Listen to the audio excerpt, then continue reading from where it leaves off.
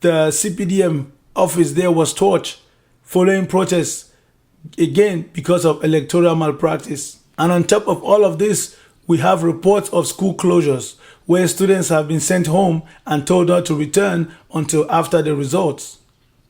Which again begs the question, why was there not official communication from the get-go? If the Constitutional Council knew that it was going to proclaim the results on Monday, then this information should have been made public earlier on in the week. But again, it came late in the evening after they wrapped up their activities with the petitions. Which may make sense on one hand, but on the other hand, the bans that are coming out from these different senior divisional officers, it goes in the contrary direction. Because how do you expect citizens to plan ahead of something that disrupts their livelihood?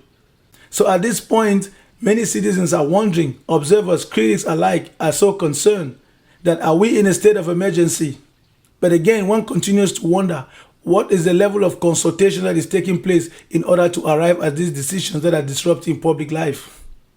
Observers have decried this situation, calling it unbearable, because for many motorbike riders, this is their only source of livelihood. When they are being banned to operate, especially in the wee hours, in hours where some of them are able to catch up with lost productivity. Because again, when you think about it, this situation should never have been so had there been good governance to give them jobs. Some of them are degree holders, engineers, technicians, highly qualified, but they have no option but to resort to motorbike riding. And when a few days go by without them working, some of them cannot even make ends meet because this is towards the end of the month. And while those that are in big offices are getting paid and have their fat checks and salaries to go with and even stuff themselves and prepare should any crisis erupt on Monday, they are ready because it's the end of the month. What about the motorbike riders that depend on every single day's check or payment in order to survive? And that is what is worrying across the board. So you add on top of that the continuous tension across the country where leaders are going to their communities. They've been instructed, as they say, to go into their communities and continue to preach for peace, targeting certain youth, asking them to stay at home, giving them warnings. Why all these warnings if this election is free, fair, and transparent? It begs the question, why the heavy militarization across the country? If this result is supposed to be something that was obvious, if the people voted for the candidate that will be proclaimed in their overwhelming majority, you may just be wondering if this is peace, because it looks more like panic disguised as order. And that explains why Issa Chiruma Bakari, in a recent statement, came out clearly and declared that he has been talking to leaders of neighboring countries. And the statement is clear that no one is going to come and fight for Cameroonians, that Cameroonians will have to fight for themselves, which again tells you that the people are sovereign, so they have to take ownership. If someone was going to come and help Cameroonians, they would have started so in 2016 when the Anglophone crisis erupted. We know that villages were torched, hundreds and thousands of people killed, and yet, nobody came from outside to make sure that those that perpetrated these acts were held accountable. Cameroonians in these regions were abandoned and left to themselves. The evidence is there based on all kinds of Human Rights Watch reports. And that is very sad. And this time around, just for the proclamation of results, there is already this heavy mobilization. One does not know what the future holds after this. And if all of this is not enough to get you wondering, we have just received confirmation that Issa Chiruma Bakari has issued a statement indicating that he's been reliably informed as of October 23rd, 2025, that there is a squad preparing, heavily militarized, and ready to take him out. If these threats on Issa Chiruma Bakari's life were ever to be executed, that would paint a very sad picture for Cameroon's democratic story and leave an indelible mark in the minds of those that have hope for change. Because how would you expect us to believe that someone who once said, I'm quoting the incumbent, President Paul Biya, he once said long ago in an interview that he would love to be remembered as someone who brought prosperity and democracy to Cameroon. And here we are, at the last days of his 43-year mandate. We are seeing despicable things and hearing horrifying stories. And might I add that in 2015, if you would recall, during a press conference when Francois Hollande visited Cameroon, during him that he had been in office since 1982, and he had gone on to win all these different elections, and that there's an election coming on the horizon in 2018. For him to have been in power for that long, does he plan to retire or to continue his mandate and continue to serve another term? And to that, President Biya replied, Ne dis pas au pouvoir qui veut, mais qui peut. And if we can attempt a translation, we would say, no one stays in power because they want to, but because they can. And therefore, those two quotes alone explain to you the gap between promise and practice. Because can is not a democratic word. It's a word for control. And control is what happens when power becomes afraid of change. So how did we get here? The original council postponed the proclamation of results in order to buy time to make some strategic changes that would appease the people when they proclaim the winner. And before we wrap up, may I also mention that Congressman from Illinois, Jonathan Jackson, issued a press release in which he acknowledges the situation in Cameroon and is calling on all the powers that be to respect the democratic will of the people and to uphold the rule of law, and which goes in favor of Issa Chiroma Bakari, because sometimes diplomats in this context, congressmen, don't talk in all the same terms that you hear in the media when pundits and panelists express their opinion.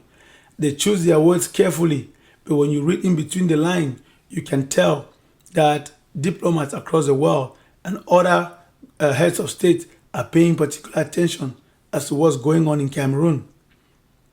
And it's not for nothing that when you hear accusations leveled against Issa Chiroma Bakari from within the Yaoundé regime, accusations of manipulation of facts, manipulation of procès-verbaux, incitement of violence, and so on, it's all because those are tactics to discredit his person. Because if Issa Chiroma Bakari has broken the law, then let the judiciary take its responsibility. It's not up to politicians to go on different media platforms or issue lengthy letters insulting or calling names. It is for the judiciary to take its full course. The same way we would have expected the judiciary to take its full course when electoral malpractices were captured on video and plastered all over the internet. As we continue to shed light as to what's happening in Cameroon at this moment, especially following the presidential elections that took place on October 12, 2025. And as you know, up until now, we still don't have the results because the Constitutional Council has pushed its date, postponed the proclamation of the result for the winner of these elections to Monday, October 27.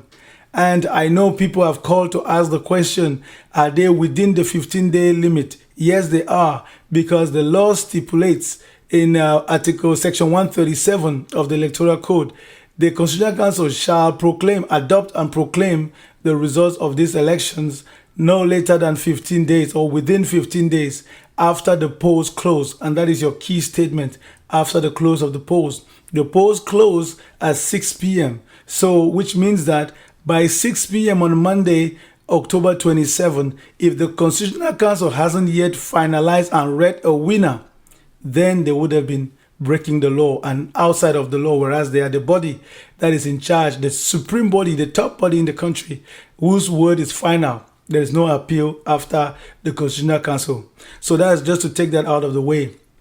But most importantly, we begin on a very sad note, and that is the death of a primary school teacher in Garwa. she becomes the first casualty of this post-electoral storm. And that is a very bitter pill to swallow for a family. And so it explains the angst that you have with the people in Garoua following this tragic incident, because it is alleged that a police opened fire and a stray bullet picked this woman in her neighborhood, and which was so uncalled for. And we sympathize and continue to share concern. And on another tragic note, you must have heard of the kidnapping and killing of a member of parliament in Ako Messager by the name of Abe Michael.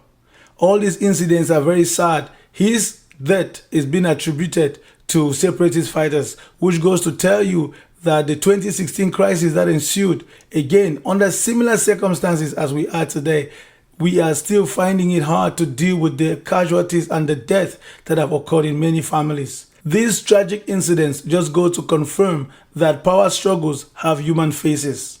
And when you look across the country, a slew of communiques and orders coming from senior divisional officers and DOs, ministers calling for peace, championing peace, and therefore we want to probe as to what does it mean? What is the meaning of this peace that is being clamored across the country on the eve of the proclamation of the results of these presidential elections? When you hear the ban on motorbikes in Benue in Garoua, which is there's a curfew between 8 p.m. and 5 a.m.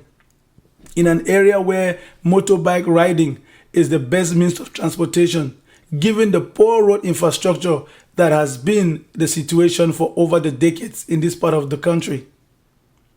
What do we expect? How do you expect these motorbike riders? Some of them are first degree holders. How do you expect them to feed their families? Why the tension under a climate that was supposed to be peaceful if the elections were free, fair, and transparent? In Douala, the SDO of the Vuri division, same thing, giving warnings and issuing communiques banning all form of public gathering. And again, issuing the same ban for motorbikes not to go into certain areas of the town after 6 p.m. was counting results that showed him at around 35% and giving the incumbent, President Paul Biya, around 53%. So at this juncture, it's important to make an appeal to the powers that be. If they want to be remembered as peace builders, then they have to prove it. Because you can't be banning motorbike activity, militarizing the city, asking people to stay at home, sending leaders, parents, community activists to go and champion for peace, whereas people can't feed their families because their source of livelihood has been affected. In a country that does not have reliable public transportation for everybody, and that does not have social services that can feed the people while they wait for these results to be proclaimed. So there has to be some solution. Before you ask people to go stay at home, you have to make sure they are fed and well taken care of. We even hear of internet dropouts in many places.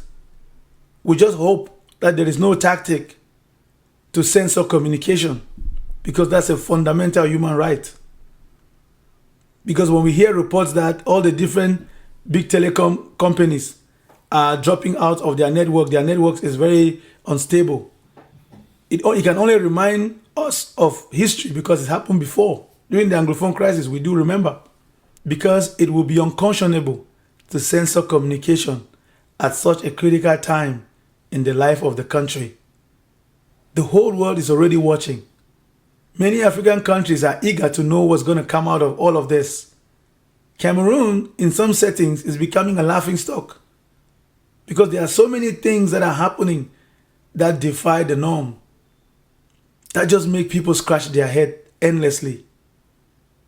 And to the youth, you know your place, you know your rights, you know the power you have.